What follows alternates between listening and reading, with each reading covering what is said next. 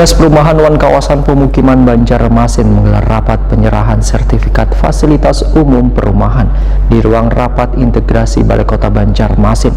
Kegiatan tersebut mengacu pada Undang-Undang Nomor 1 Tahun 2012 tentang Perumahan dan Pemukiman.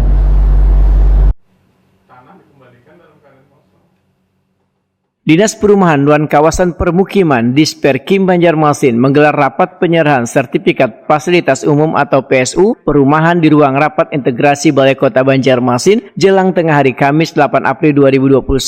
Kepala Disperkim Banjarmasin Ahmad Panani menyampaikan, sejak tahun 2019 hingga tahun 2021 ini, Disperkim telah menyerahkan 123 sertifikat PSU perumahan kepada pemerintah Kota Banjarmasin melalui Sekretaris Daerah Banjarmasin, kemudian dicatat di BKUDA sebagai aset pemerintah Kota Banjarmasin. Sedangkan total luas sertifikat PSU perumahan untuk 123 sertifikat tersebut mencapai 152.288 meter persegi dan 14 daftar sertifikat yang diserah terimakan. Menurut Ahmad Panani, kegiatan tersebut mengacu pada Undang-Undang Nomor 1 Tahun 2012 tentang Perumahan dan Permukiman, Pasal 32 Ayat 1 Pembangunan Perumahan yang meliputi pembangunan rumah dan PSU. Selain itu, Peraturan Daerah Pasal 8 Ayat 1 menyebutkan setiap pengembang perumahan wajib menyediakan tanah untuk keperluan PSU minimal 30% dari luas lahan yang ada. Kemudian Pasal 2 Ayat 3 menyebutkan penyerahan PSU perumahan dilakukan paling lambat setahun.